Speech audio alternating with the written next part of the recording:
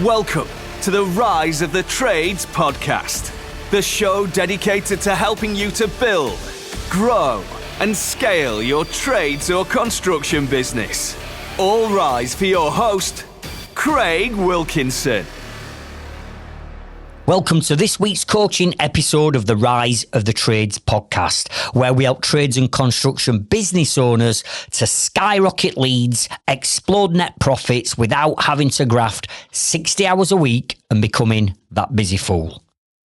In this episode, I'm going to be teaching you the 5 vital steps to delegation, on how you are going to outsource and delegate the running of your business, whether that's tasks, roles, or jobs, to team members, freeing up your time to concentrate on scaling your business and exploding those net profits.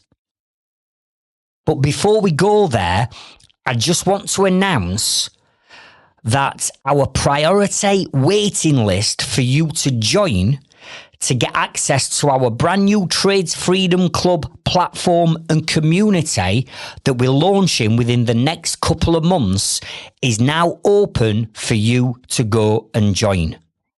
So if you want all the help, support, knowledge, guidance, mentoring and accountability to help you scale your business, please consider clicking the link in the show notes and the description of this episode and adding yourself to our priority waiting list.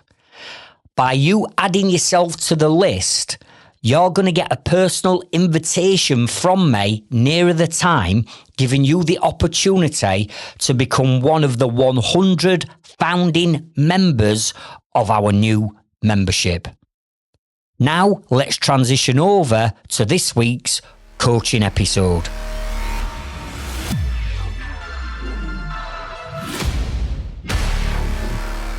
You are really going to struggle to build and scale a business if you're trying to do everything in your business yourself.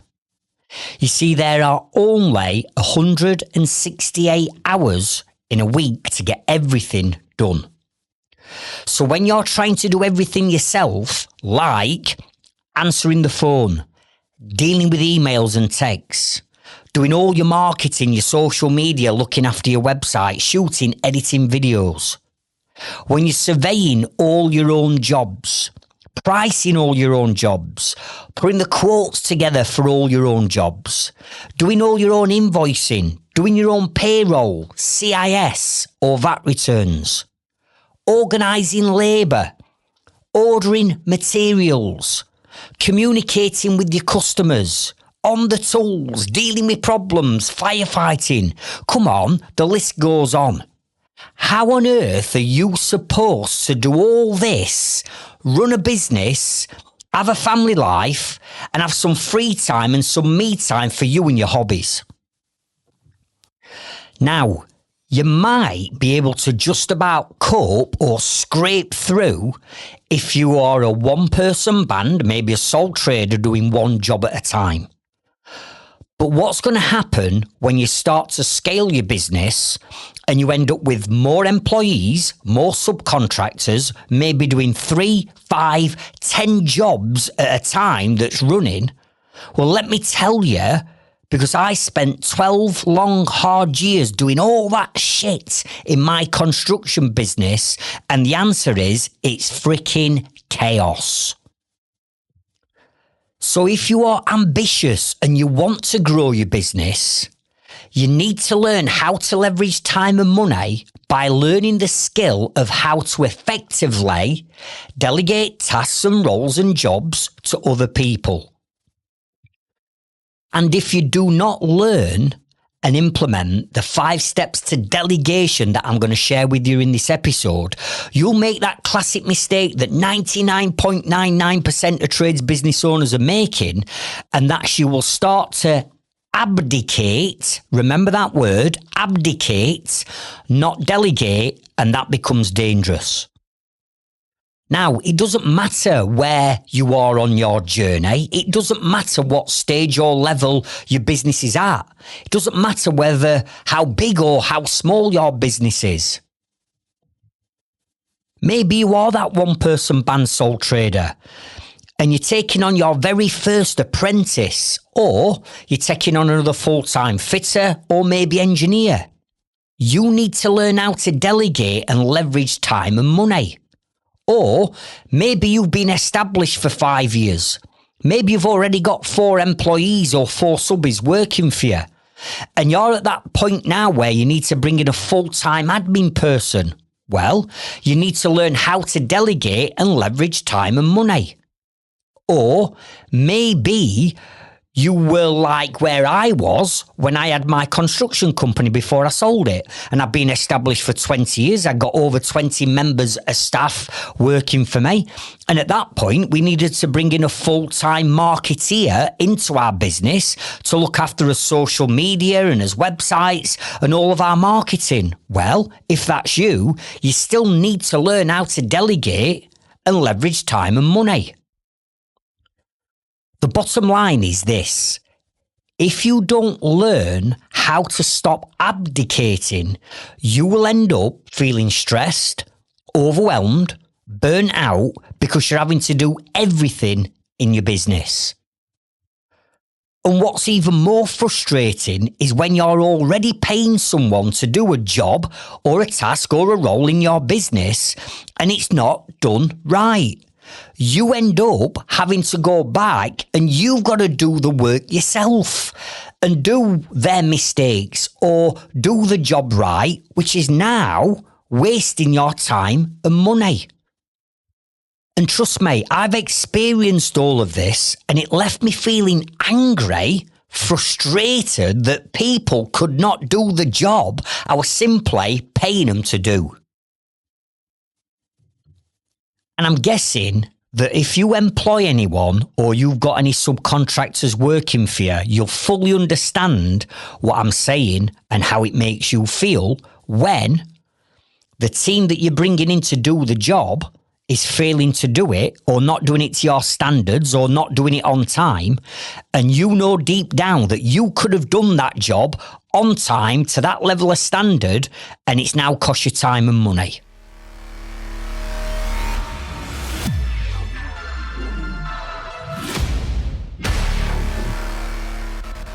So how do we sort all this out then, Craig? How do we get people to do what we want them to do to our standards on our time frames so that they can start to make us some profit? Because ultimately, that's what we're paying a team to do.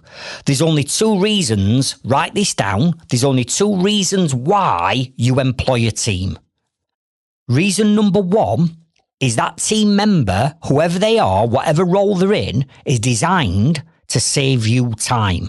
Or otherwise, what's the point of employing them if it's going to double up on your time? There's just no benefit. You won't do it. So number 1, they've got to save you time. Number 2, that team member has got to make you profit. Or again, what's the point in employing them? But so many businesses and so many business owners are employing people. And I'm not just talking about people on the tools here. I'm on about people office bound as well. That deep down, you know that they're not doing the job right, or they're tossing it off and it's taking too long, or they seem to be making mistakes and cock-ups, or they can't communicate correctly with your customer, so they're upsetting your customer and you're left having to deal with it all. So I get all this. We can lay the blame at our employees or subcontractors' door, but come on, whose responsibility is it in your business to build a team? Who has to take ownership, accountability and responsibility for the actions of their team? Answer, that's you. So before we start pointing the blame at our team and moaning and groaning and bitching and whining about how poor they are or they're not doing what they're supposed to be doing, you're the person that's employed them. The buck stops with you. But here lies the first problem you've got. And I want you to write these 2 words down, because somewhere inside of you and your business, you will be these 2 words. Write these down. These 2 words are control freak, right? A control freak. And I've never met a business owner yet who's not a control freak, might not be in the entire business, but in some part of their business where they're a control freak and they feel as though they've got to micromanage everything. And I'm including me in this because I used to be the ultimate control freak, and it was my limiting beliefs of letting go of my business that stopped me from growing. Now I get it. Your business is your baby. You've conceived this business from birth, and you're very protective over your business and over your baby, and you don't want anybody upsetting it or throwing a spanner in the works. I get that. And you want things done your way, to your standards, because you've got a brand, you've got standards, you've got a professionalism to uphold.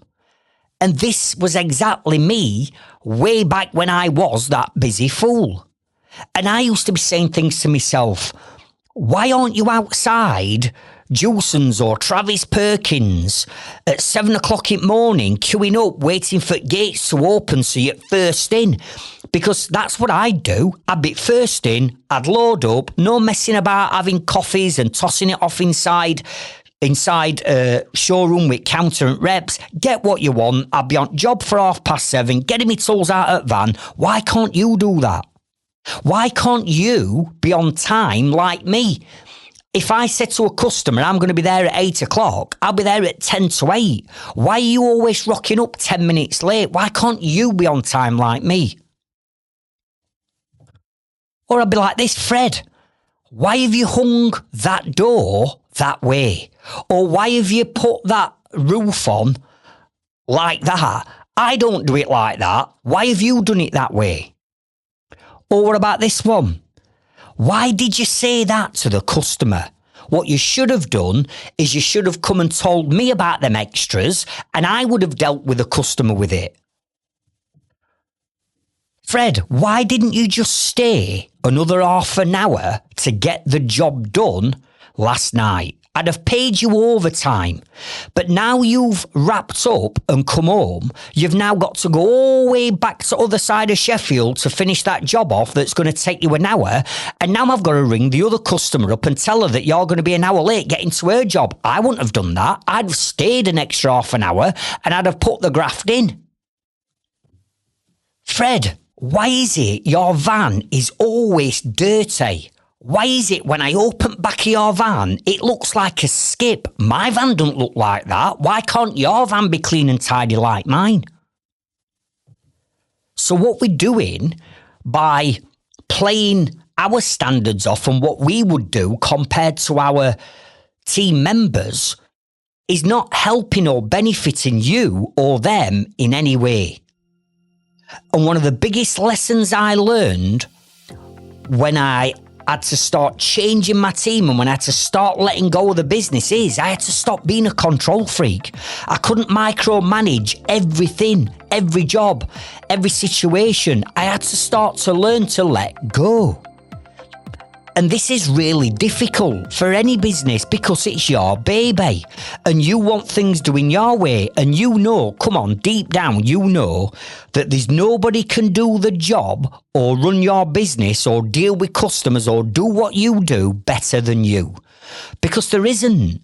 But what you've got to understand is this.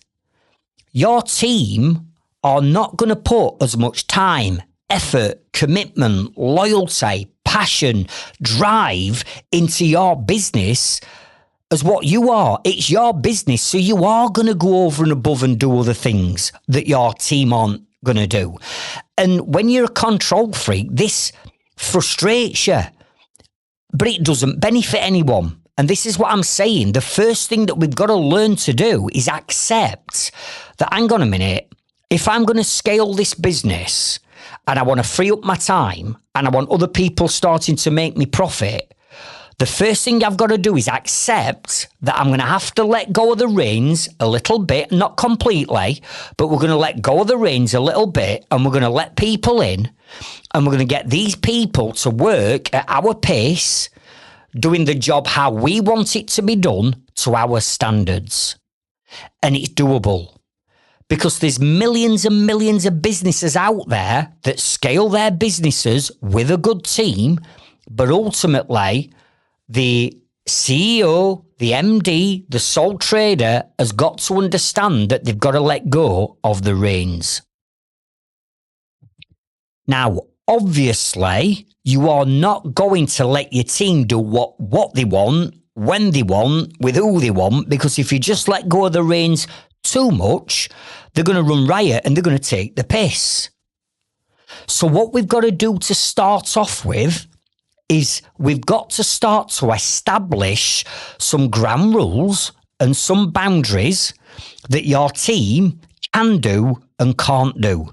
And if they break the rules, the consequences will be this. Now, this is such an important part of building and growing the right team.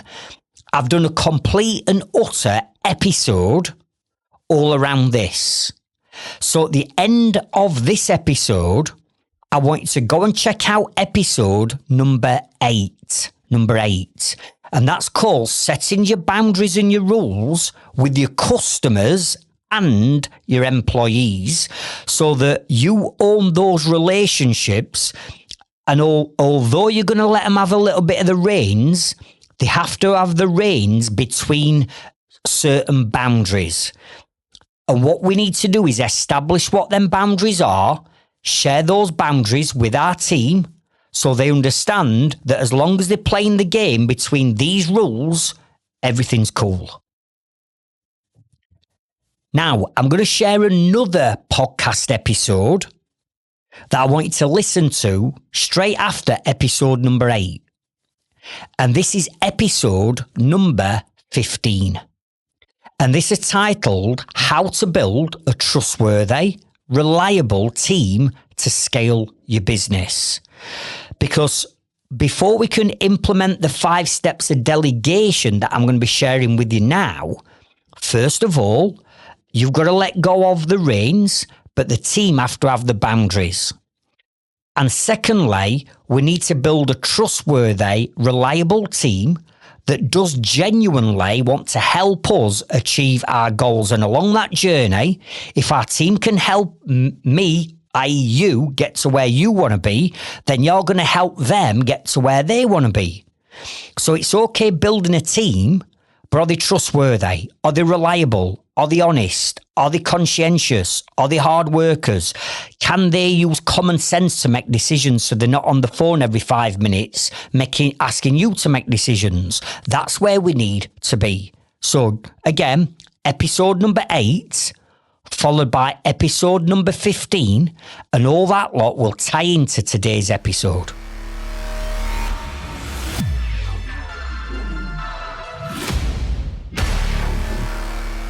Now, I've emphasised on the word abdication. And I want to explain to you what we mean by abdication and what you're most likely doing right now in your business that's causing you grief. And if we don't understand the difference between abdication and delegation, and why we need to move away from abdicating towards delegating, then all we're going to do is we're just going to continue to stall the growth of our business, because you're not going to have the team that you're expecting and hoping that you got to help you scale and grow. Now, if you've already got employees or subcontractors or even office staff working for you, I 100% guarantee that you will already be abdicating, and that's causing you to have problems such as your team feel like, or you feel like the team are taking the piss. I'm not saying every employee is, I'm not saying every sub is, but I'm guessing over a period of time, you will encounter people that want to take liberties, advantage and take the piss. Or you employ somebody to do that job, and for some reason, they can't do it. And what happens when they can't do the job and they're blagging it is mistakes are made. And when mistakes are made, It's going to cost you time and it's going to cost you money because you've now got to go back and put that right. But on top of that, you're now left apologising to your customer and almost grovelling because you know mistakes being made, and now that's going to upset your customer and client relationship.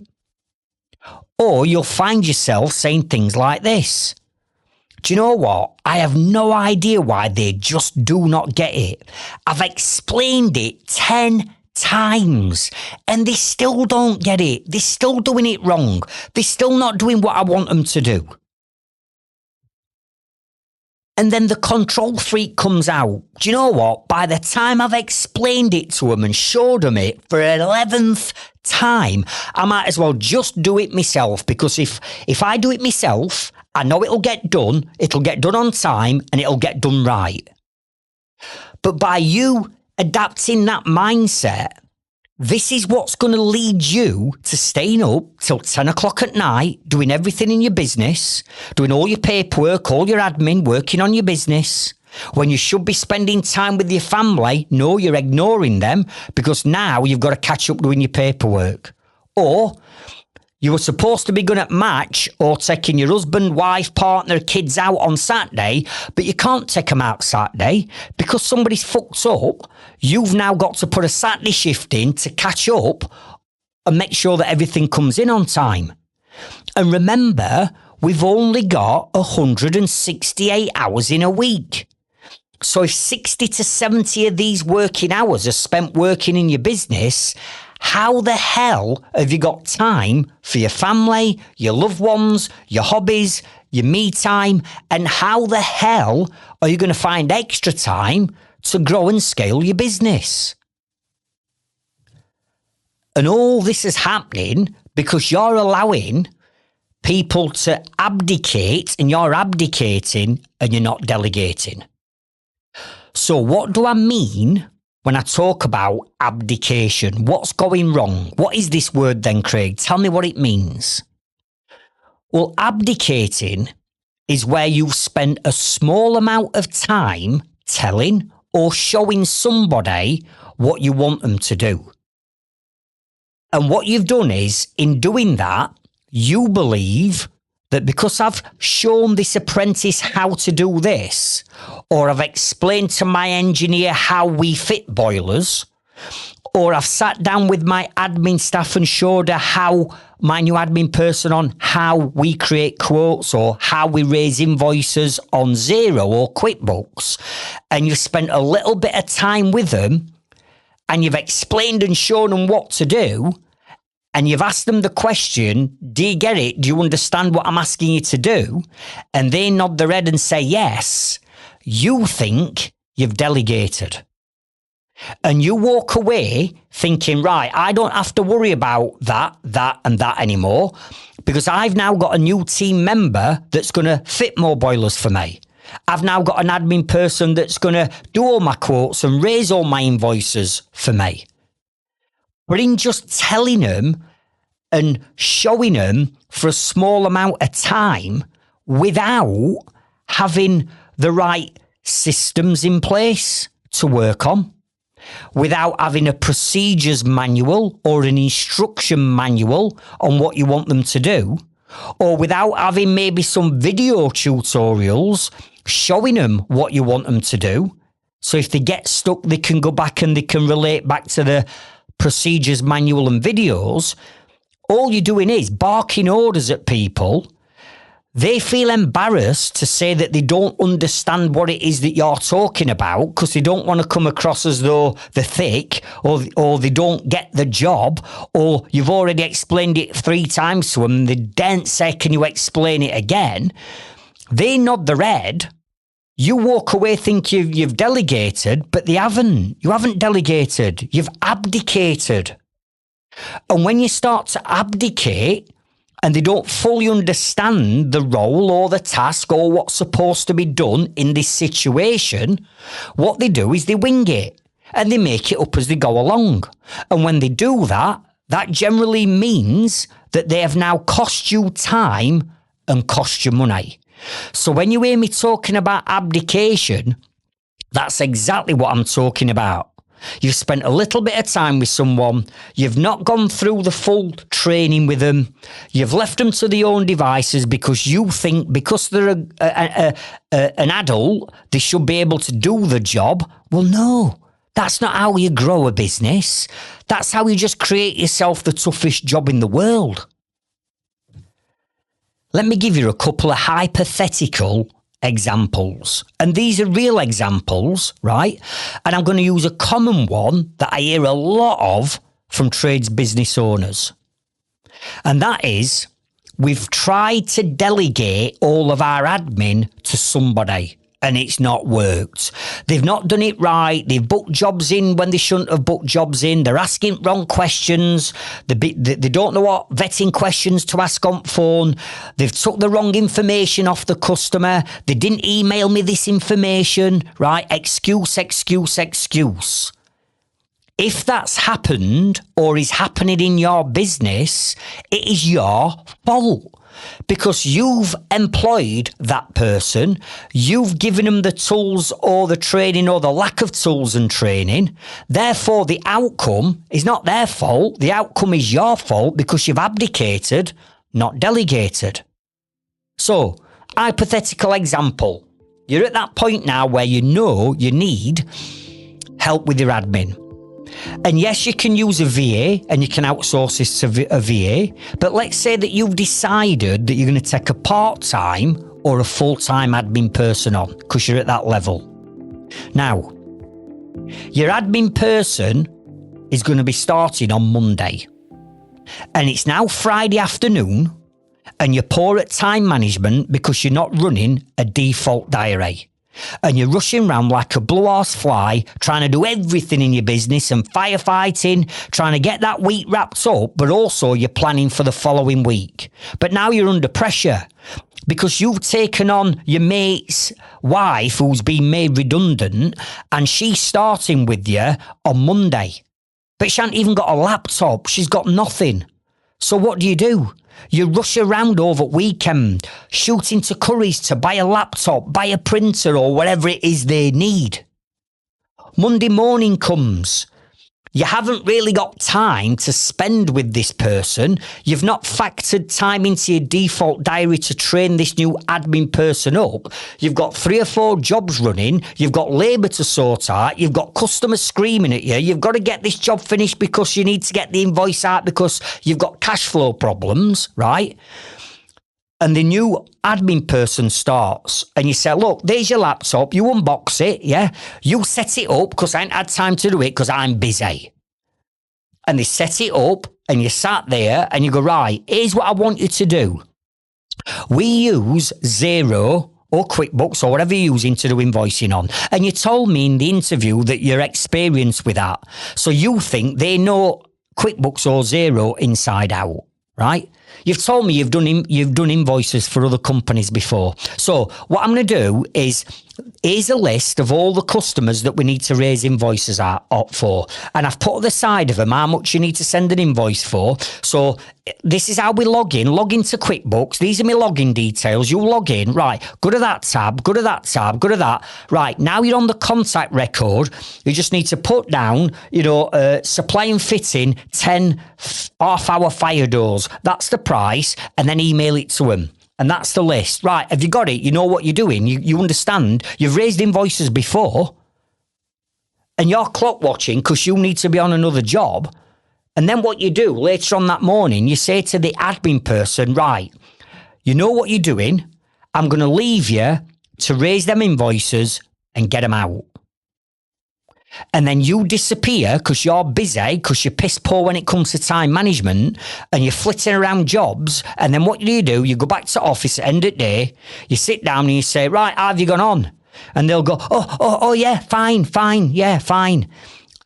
And then they clock off and then you look at what they've done.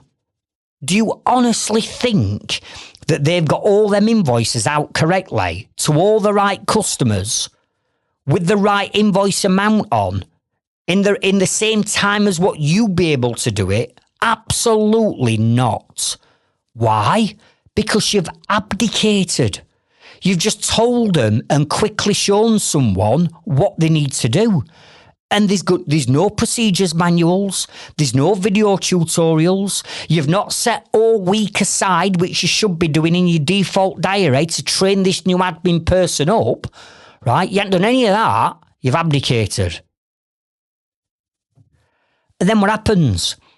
This admin person that's trying to learn the ropes may well have got no systems like Leadzilla or ServiceMate in place, so they're doing everything manually. Or you might have got Leadzilla or ServiceMate in place, but you've not actually taught them how to use the system because you're busy. But you think because they're an admin person and because they've told you this and this in an interview, you think that they're going to wave a magic wand and all your admin problems are going to disappear. Well, they're not. They're not, are they? So what happens 3 months later? You look at the situation and you go, well, hang on a minute. It's costing me X amount a week or a month in wages and pensions and sick pay and NI. I'm having to pay all that lot out. But I'm still having to do half the work myself because they're not doing it quick enough, or they don't get it, or they can't do it. So you then go, well, this is a waste of time. What I'm going to do, I'm going to sack that person and I'm going to go back to doing it all myself. So what's just happened is that employee or that freelancer or VA has had X amount of thousands of pounds worth of wages over that 3 months. You've invested an element of your time that's worth something into doing it, and you've still had to be doing some of it yourself anyway, and then you sack them 3 months later. Who's lost out? You. But why have you lost out? You've lost out because all you've ever done is abdicated roles and you've never delegated. Now, that's just an hypothetical example. And you might say, well, that's all right, Craig, for admin staff. But what do we do with people on site? Because if I'm bringing in a joiner who's 55 years old, who's been on tools for the last 30 years, surely they should know how to hang that door. Of course they should. But there's still boundaries, there's still rules, there's still standards that you've got to establish with them before they even start with you to make sure that they're doing the job how you want it doing. But let's look at apprentices as an example. Many of you take on apprentices for different reasons. And the main reason, let's be honest, it's cheap labour. It's cheap labour. And what you do is you take on an apprentice. You don't spend nowhere near enough time training them up. They've got no procedures manuals.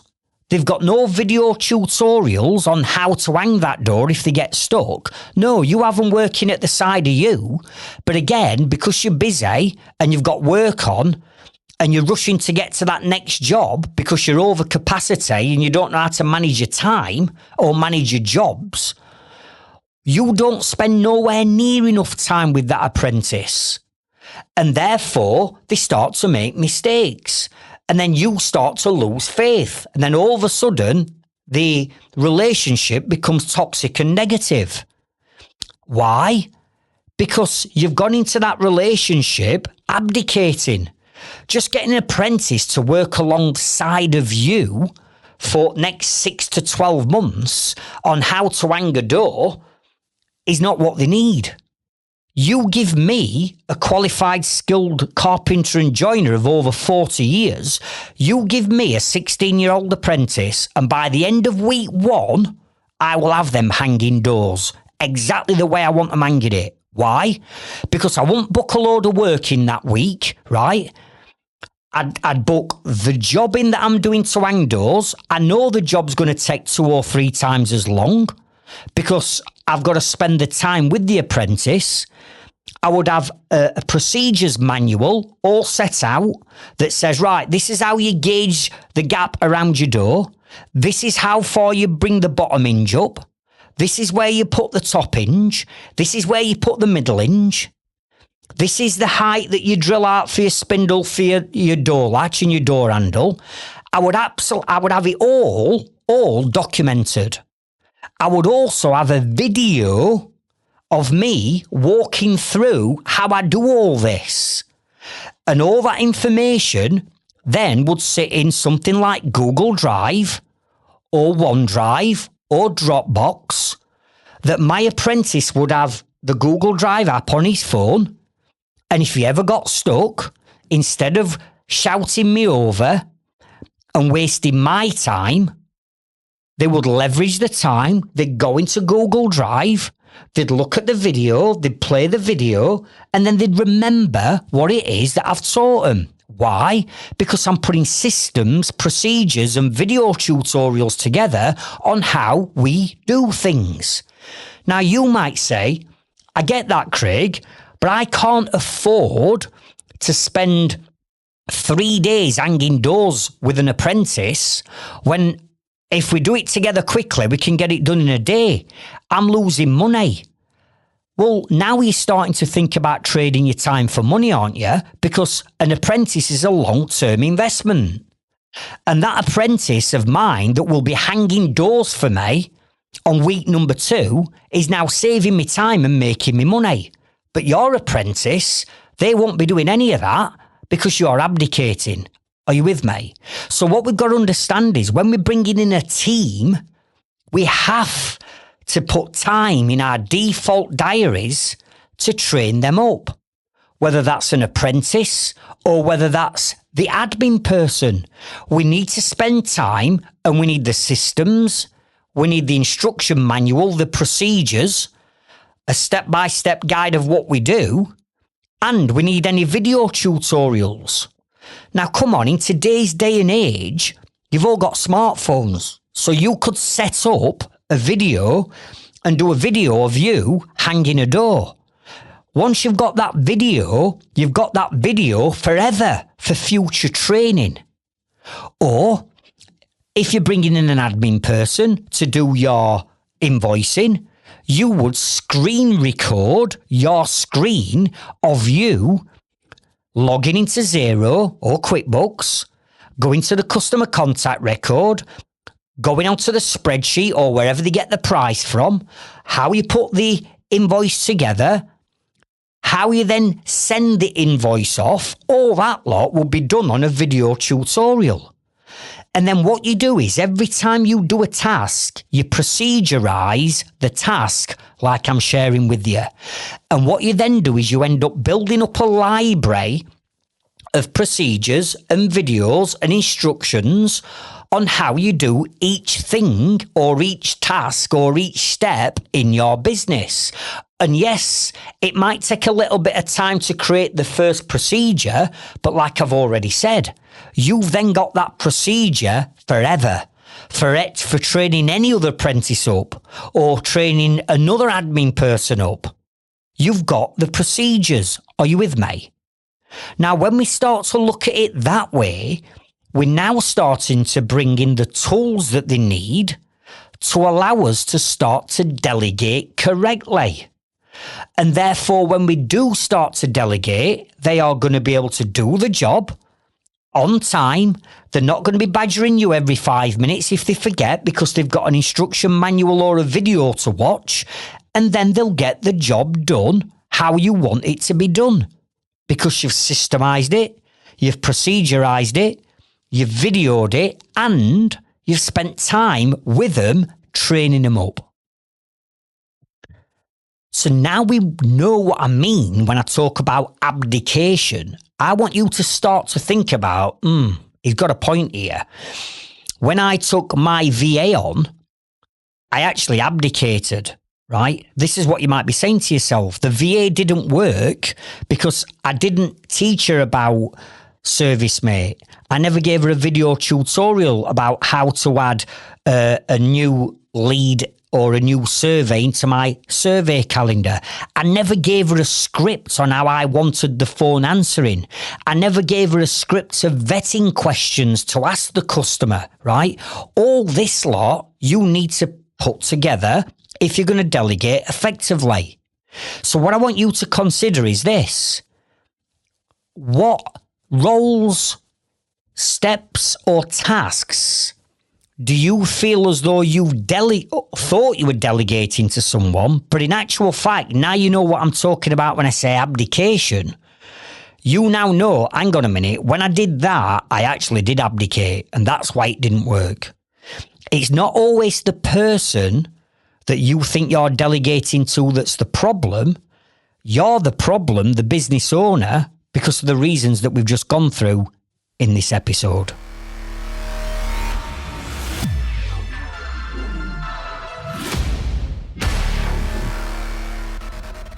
So in this chapter, I want to go through and share with you what are these 5 steps then, Craig, that I need to go through to effectively delegate.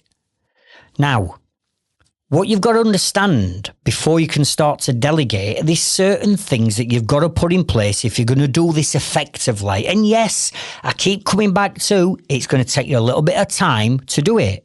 But once you've done it once, you've got it forever. So number 1 is what systems are your team going to be running? Because in my opinion, whether it's an admin person, they might be running systems like ServiceMate, Leadzilla, QuickBooks. You might have an health and safety piece of software that they've got to run. There's certain systems that they're going to run and use in your business. Likewise, for people on the tools, it's exactly the same in today's day and age. In my opinion, everybody should be using tools like ServiceMate as an example. So your engineers, your fitters, the people out on site working on the tools, they should be all logging things on a daily basis on ServiceMate on your system that is then talking back to the admin person or talking back to you, so you know what they've done, what they're on with, what stage of the job they're on, and that also communicates with the customer. So the customer's constantly kept updated, and all that is systemized and automated. So number 1, you're going to need the right systems. Number 2, as I've already alluded to, you need what I call a procedures manual, which is basically an instruction or a step-by-step guide that a 16-year-old apprentice who's never worked a day in your business, it's day 1 of their starting your business, they could pick this procedure up and have a look at it, and it's written in such a way that it's easy for them to understand. So this is where you'd write step 1 is you do this. And then what you do is you take a photograph of, let's say it's a boiler that you want to teach them to service. The first thing is you need to take the front cover off the boiler. Right, so step 1, remove front cover of boiler. You type that out onto a Word document or a Google Drive document. And then what you do is you take a photograph of you or a video of you taking the front cover off. The photo goes onto the document. The video then goes into a video library where we're building up a series of videos. Step number 2, it might be right. You need to flick the power off or whatever. Right, this is how we do it. So once you've got a written description supported with any screenshots on a document, that's like an instruction manual.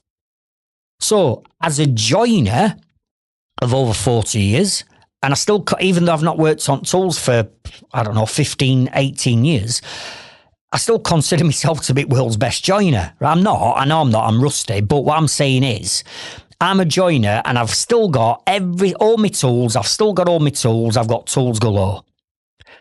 But I went and bought a load of flat pack furniture from IKEA to put in my daughter's bedrooms when we've recently moved house, right? And all this flat pack fucking rocked up, and hallway were just stacked full of boxes. And you know what it's like when you're putting flat pack furniture together? It's a flipping nightmare. So what did I do? I took the boxes upstairs, opened them up, laid all the bits out for the wardrobes and the chest of drawers and the mirrors and everything else we bought. And then I put all the screws, all the nuts, all the bolts, all the dowels, all the glue, spread it all out. And me being a joiner, I'm like, I don't need instructions. I can build a flipping house. I've built houses, right? So I can put this small chest of drawers or wardrobe together, surely. And I look at it and I'm trying to suss it all out myself. And then under duress, I have to pick instruction manual up, right, and have a look at how this freaking wardrobe gets put together, because I cannot fathom it out. There's that many holes, that many dowels. I can't work it out. Yet I can build an house. So IKEA understand that people need an instruction manual to put their furniture together. Likewise, if you go to Howdens and buy a kitchen, right, and it's a flat pack kitchen, you need an instruction manual on how the kitchen goes together, piece by piece. Even though you might be an experienced kitchen fitter, you still need to know how it goes together. Well, it's the same with your business. People need instruction manuals. Just because they're a joiner or an admin person doesn't mean to say that they know how to do it. In the head, they know how to do it, but practically, they don't know how to do it.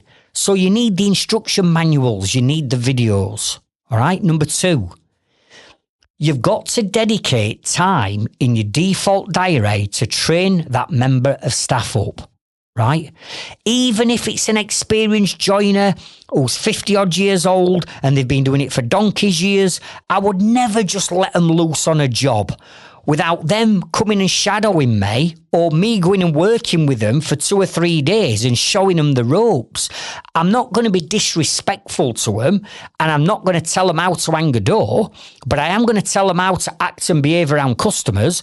I am going to explain to them that we've got a set timer when we start, how we tidy up, when we have as breaks, when we have as lunch, what needs to happen if you run out of materials, where do you order the materials, what do you do if the customer wants an extra. All that lot needs sorting out. So I'd spend time with that member of staff. Number 3 that you need to prepare for is they need the tools and the equipment to do the job. Whether that's you're taking on another plasterer and they're employed and you've got to provide them with the whisk and the buckets and the trowels, you've got the step ladders, whatever it is they need, you've got to provide them with the right tools. Likewise, if it's someone coming to work in the office, they need to have the laptop, they need to have the printer, they need to have the Google Drive folders, they need to have all this lot already set up, ready to rock and roll. And then you're now prepared to go through the 5 steps of delegation. And I'm going to explain to you now what these 5 steps are. And when I explain them to you, none of this is rocket science. You know all this already. It's just that you've never been shown it before. You don't know what you don't know. You've never built, grown and scaled a business that's going to reach that full potential before. So although you're aware of this, you don't know how to do it. And you don't know how to do it in the manner in which I'm sharing with you now. Because if you did, you wouldn't be abdicating, would you? So let's go through the 5 steps of delegation and what I do with all my team. Doesn't matter who they are, all my team get trained up this way. So get your notepads and your pens out and start making notes of these 5 steps. Step number 1, I want you to write down the word realization. Realization. Now, what I mean by this is there comes to a point in your business where there's certain things that you're doing where the realization is, I'm doing this role, but in reality, somebody else could be doing it to free up my time so I can spend more time on the high value tasks in my business and not the low value tasks. Now, I'm a big believer in business owners not doing any of their admin work. And I know to start off with, when you first set up your business or there's only you in it or there's only a couple of you in it, then you may well think, well, hang on a minute, I've got to do it. I can't afford to pay anybody else to do it. But in reality, you can.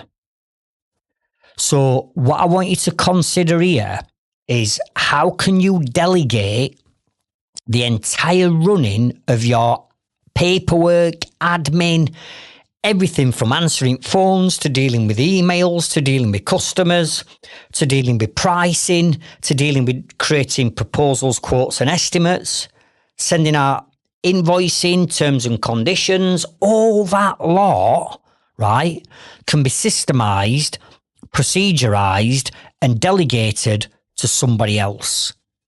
And for those that are sat there thinking, hang on a minute, Craig, it can't, right? I'm the only person in my business that can do pricing. Well, that's right, as it is now.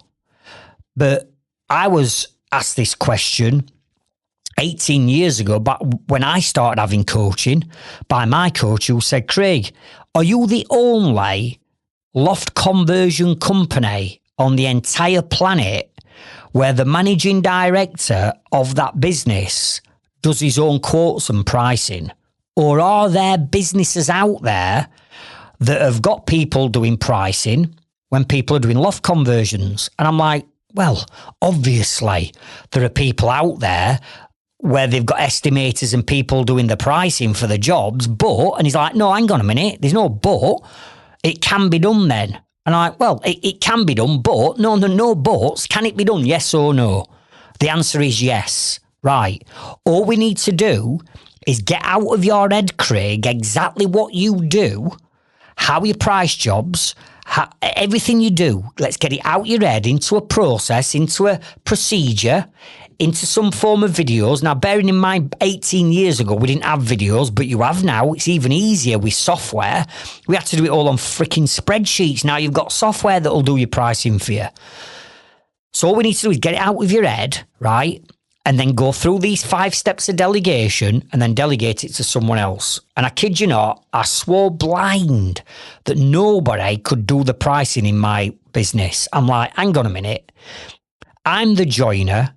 I'm the one that's going out and looking at the job. I'm doing the surveying. I'm measuring the job up. I'm the one that sees the job. I know what materials need to go into it. I know how long it's going to take. I know how to describe everything in the quote. How can somebody who's a part-time admin person who works for me learn all that knowledge that's took me 20, 30, 40 years to gain?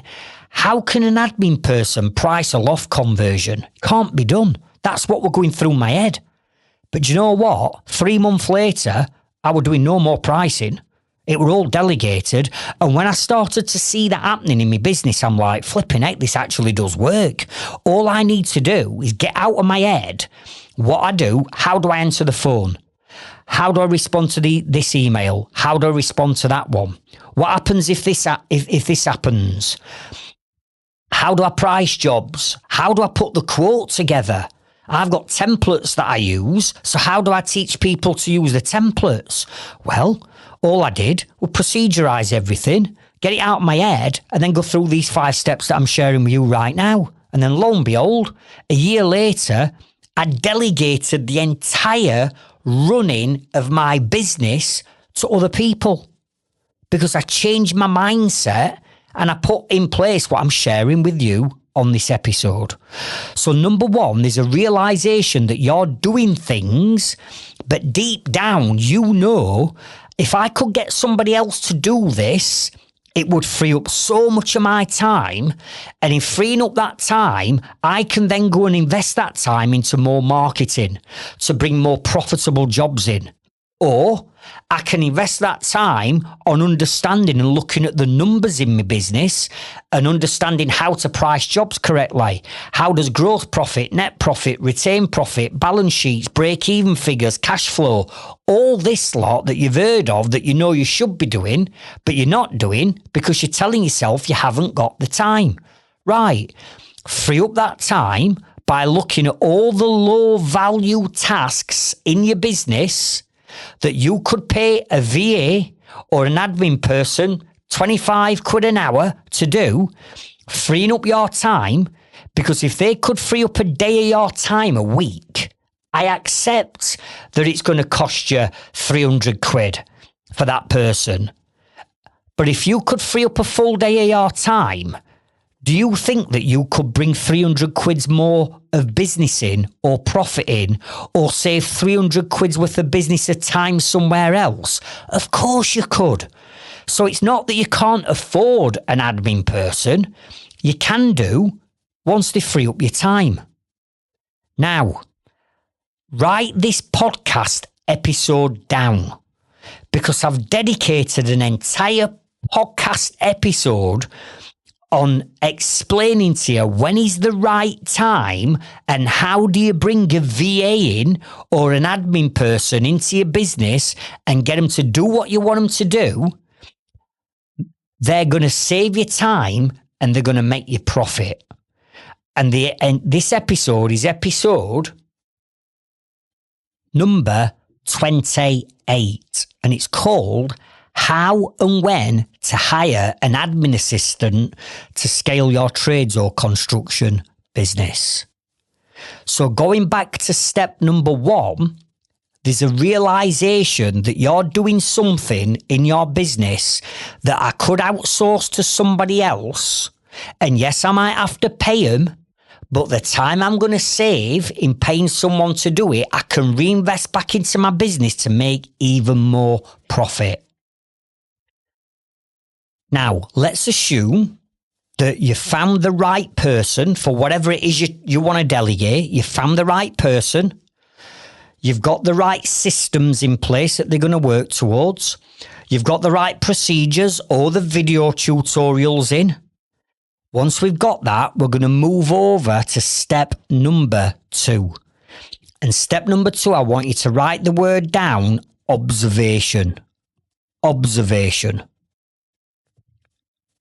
Which basically means you and the person you're going to delegate things to are going to they're going to observe you doing what you do. In other words, I'm going to do it, you're going to watch. But as you're watching, you've got my procedures manual to run through. You've got a video tutorial here, and I want you making your own notes as well. And that way it's bulletproof that they cannot go wrong. So what you're going to do is they are going to observe you doing whatever it is you want them to do. So let's use the admin person's example. If you want them to raise an invoice, what you're going to do is you're going to raise the invoice and they're going to watch. But as they're watching you, they've got the procedures manual where they're going through the different steps because you've already provided that with them, and they're making their own notes, and all they're going to do is observe you raising invoices. And if that means them watching you raising invoices for 2 hours, even though they might have got it in their own head, I get it. No, I'm going to keep doing it, right? And you're going to observe. Likewise, go back to the apprentice situation. You're not going to do anything, right? You're going to stand there and you're going to watch me hang this door. And there you go. There's your procedures manual. That's your instruction with all the different steps laid out. I want you making your own notes, Billy. Yeah, I want you making your own notes, right? And all you're going to do for the entire day today, I'm going to hang 7 internal doors and you're just going to watch me hang the doors. You're not going to pick a tool up. You're not going to do anything else other than watch me and ask me questions. That's it. So step number 1 is a realization. In other words, I'm doing it. Step number 2 is observation. I'm going to do it, but you're going to watch. Step number 3, write down the word collaboration, right? And what we mean by collaboration is we're going to do it together, right? Together, we're going to raise that invoice. So what I want you to do, follow the instructions, look at your own notes, look at the video tutorial that's now on another laptop. And what I want you to do, I want you to log into Xero or QuickBooks. You do that, Right, now you've logged in, I'm then going to do the next stage, which is what? Jill, tell me what the next stage is. What is it? Look at your procedures. What is it, Jill? Look at your own notes. Once you've logged in, you're going to go to customer contact record. Brilliant. Right, so I'm going to do that. Now, Jill, I'm going to hand it back to you. You do the next part. And what we're going to do is we're going to collaborate and we're going to raise a series of invoices together. Likewise, it's now day 2 with the apprentice. And again, these are only hypothetical examples, team, of what I'm sharing with you. But listen, day 2, the apprentice, right. You watched me all day yesterday swing them 7 doors. What we're going to do today, we're going to spend the whole day together doing some doors together. And it doesn't matter if we don't get 7 swung in a day, we might only get 2 done, but we're going to do them together.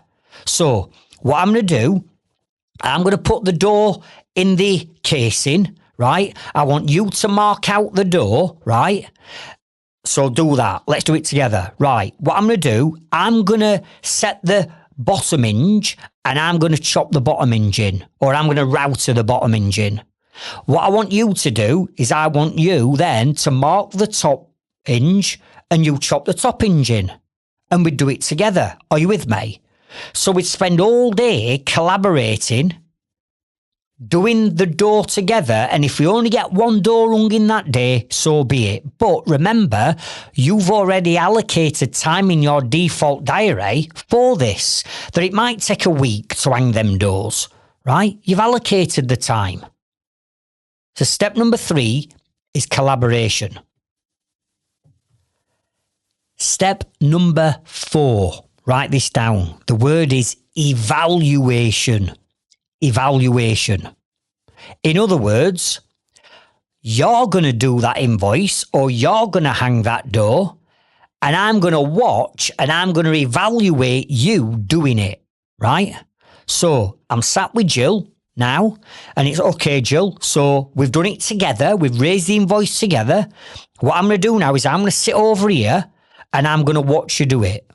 Don't worry how long it takes you. It doesn't matter if you make a mistake, right? But you've got your notes, you've got your procedures, and you've got a video tutorial there on your laptop. Yeah, if you need to stop and watch the video of how we do it, let's do that.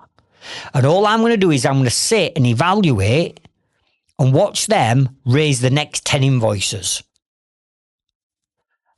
I'm going to sit and watch Billy hang his first door. And it doesn't matter if it takes him a full day to hang that 1 door. As long as it's done correctly, there's no pressure, there's no trying to rush him. It's, there you go, hang that door. So, think about this to start with. Step number 1, there's a realisation that I'm doing it and I shouldn't be. Step number 2, I've brought someone in, so I'm going to do it and they're going to watch. Observation. Step number 3, collaboration. Let's do it together. Step number 4, evaluation. You're going to do it, I'm going to watch. Which then moves us over to step number 5. Write down this word. Delegation. Delegation.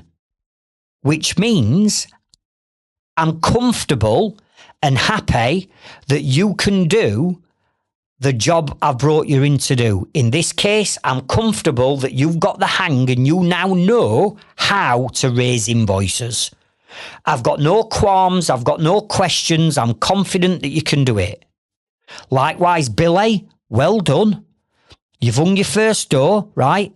You know what you're doing, but if you get stuck, there's the video. There's the procedures manual. I want you to resort to them if you get stuck, but I'm comfortable that you can now hang a door. Therefore, as the business owner, I now know that I've delegated that role or that task to somebody and they're going to do it correctly. What I've not done is I have not abdicated any longer. We've replaced abdication now with the word delegation. Now, It's only when I brought in the right team at the right time and I learned a 7-step recruitment process that I will share with you in another episode. But I make sure that the person that I'm bringing in is not my mate's wife because she's been made redundant and she knows how to use Word and Excel.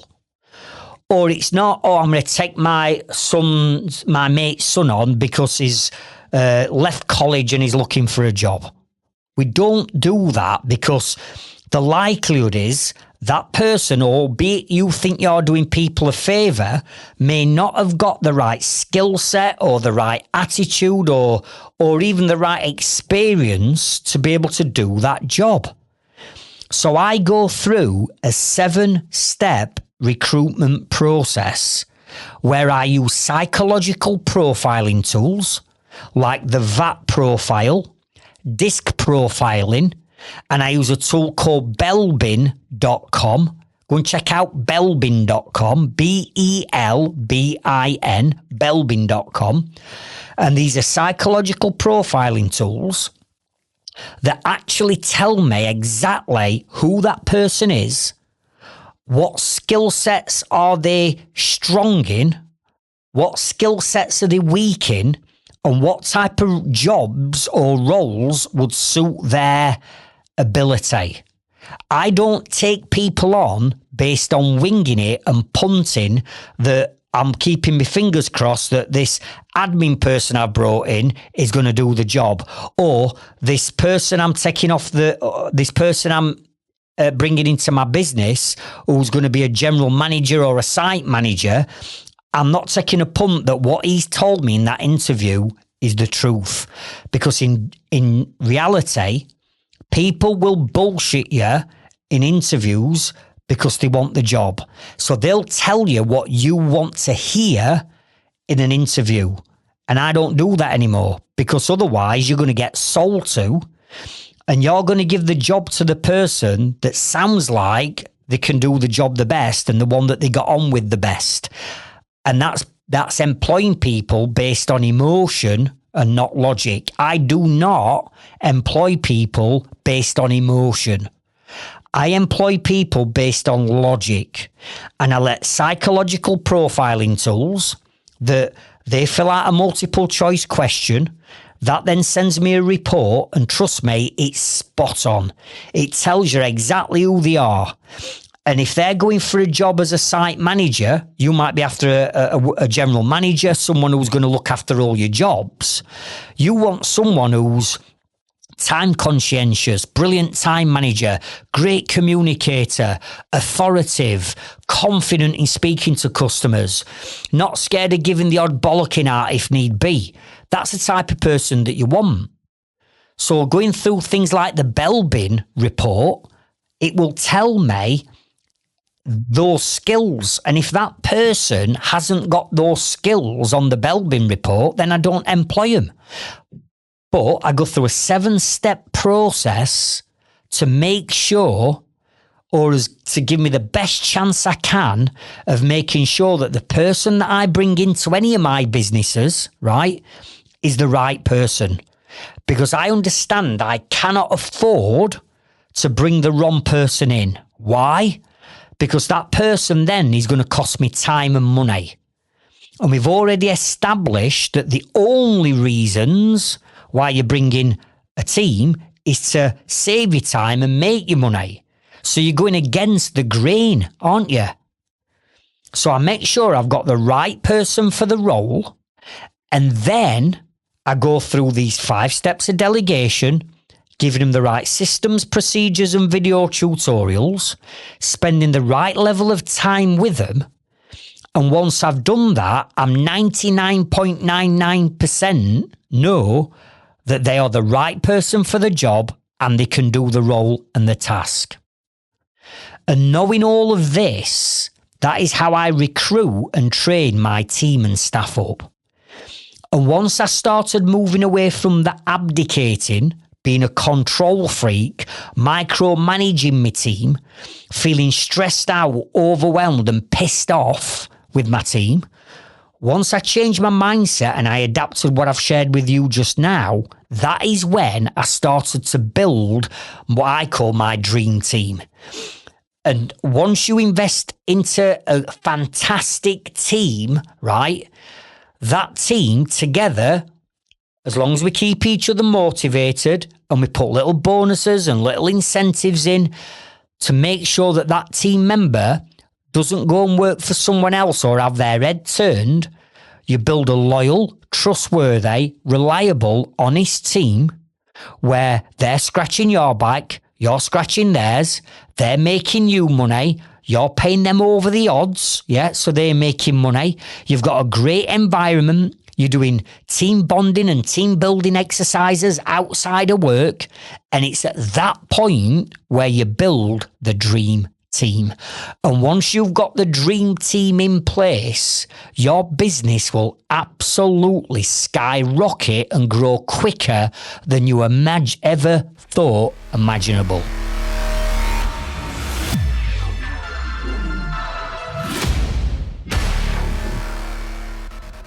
Now, at the beginning of this episode, I said to you that you've got to take ownership, accountability, and responsibility. You are the leader in your business, and I said that you are the captain of your ship. So it's down to you to employ the right team members, employed or subcontracting or freelancing, if it's a VA. It's up to you, the team that you bring in. But what I would say is, as a leader and having to learn so many new leadership skills, I want to share something with you that I believe is vitally important to your success. And that is, write these words down, support risk taking. Write that down, support risk taking. And what I mean by this is, when I was abdicating and I weren't a good leader and I weren't in a good place and I was that busy fool, I used to snap at everybody when they did something wrong. I used to shout at them, scream at them. I'd be throwing hammers around. I'd be kicking plasterboards. I'd be lobbing pieces of 4x4. You know, I used to get irate because that's how my business had got me. It controlled me. It controlled my financial situation. It controlled my time. And it didn't help when fucking people were putting stud walls up in wrong place or fucking hanging door on wrong side or whatever. Do you know what I mean? And I used to snap and I used to like go nuts, right? And when I look back now, I'm thinking, flipping heck, Craig, there's no wonder like people didn't want to work for you because you were a bit of a twat, in all honesty, right? That is not how you look after your staff. And when I did loads of leadership training over a decade ago, one of the things that I was taught is support risk taking with your team. So let me just explain what I mean by this. Let's assume that you've already set your boundaries. And again, just a quick reminder, episode number 8 is where you're going to go to set your boundaries with your customers and your team. But let's assume that you've set your boundaries already and they know the rules, they know what you're expecting and what you're not expecting them to do, and they know what the consequences will be if they break these boundaries. Well, we've got to understand that if we're going to let go of the reins and not micromanage people, even going through the 5 steps of delegation and going through everything that we've gone through today, we've got to understand that people make mistakes. And in all honesty, I'd like to think that I'm perfect, right? But I'm not. I'm nowhere near perfect. I'm still learning every day and I make mistakes all the time. I ain't got the answers to everything. I know how to build, grow and scale businesses. I know that, but I still make mistakes. But I'll learn from them mistakes. And if I know that I'm going to make mistakes, I know for sure that my team's going to make a few mistakes along this way. So when I say support risk-taking, you've got to accept that people will make mistakes. At the end of the day, we're human, and every now and again, we're going to drop the ball. However, the odd mistake every now and again, we can cope with. But what we can't cope with is mistakes being made on a regular basis by the same people, or the same mistakes being made time after time that's now costing you time and money. We can't do that. And that's what will be happening if you're abdicating. If you delegate and use the 5 steps I've just covered, you're limiting the amount of mistakes that are going to be made, but mistakes will be made. Now, here's what I want you to do. Accept that that's going to happen because you make mistakes, right? So accept it. Number 2, do not beat them up, right? If they've made a mistake and you've done as much training, as much delegation as you can, and they've made a mistake, don't go beating them up. Don't go pissed off. Don't go screaming and shouting or whatever your temperament is. Take a deep breath, right? And what you're going to do is you're going to tell them it's okay, right? You've made a mistake. It's okay. Because they think they're probably in for a rollicking. Depending on how severe that mistake be, it might be, oh, I'm going to get a written warning here, or I might even get bullied. I might even get sacked, right? Assure them, look, it's okay. You've made a mistake. I make mistakes. We all do. But what I want you to do then, I want you to ask them why they made the mistake, or how has the mistake come about.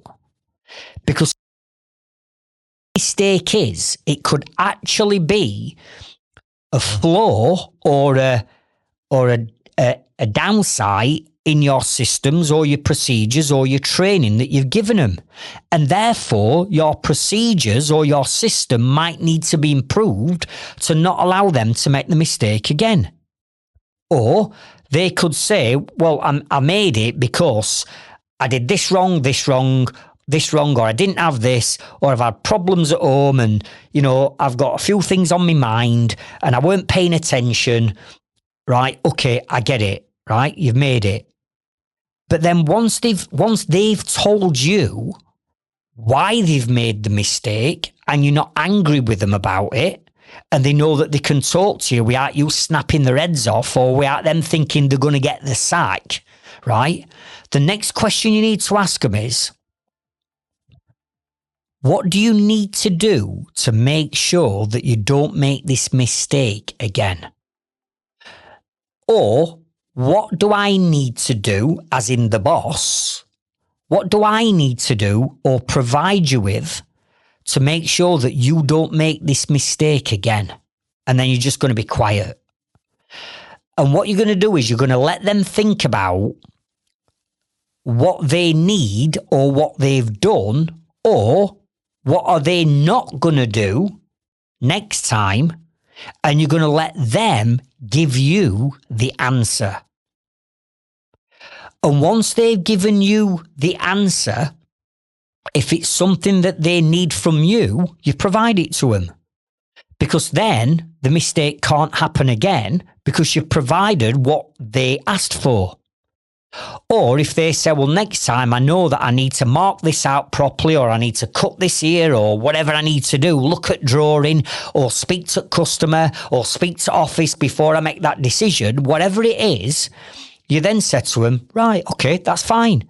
You've made the mistake. We know why you've made it. And we know now that you're going to do this to not make that mistake again. And you're going to support that element of risk taking.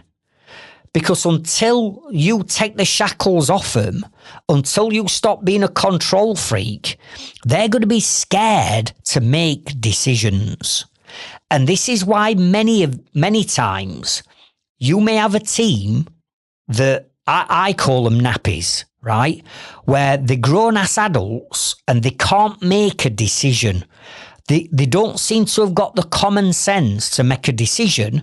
So every day they're on the phone or they're messaging you, wanting you to make the decision for them. And if that's the case, it's because, one, you haven't set your boundaries, and two, they're scared of making that decision. Why? Because you're micromanaging them. So it's easier for them to come back to you when you make the decision. And then if that decision's wrong, they can say, well, it's not my fault. I asked you. You don't want a team that's badgering you every 5 minutes, asking you to make decisions. You need your team to start to make decisions, freeing up your time and making you more profit. And the only way you're going to do that is by supporting risk taking.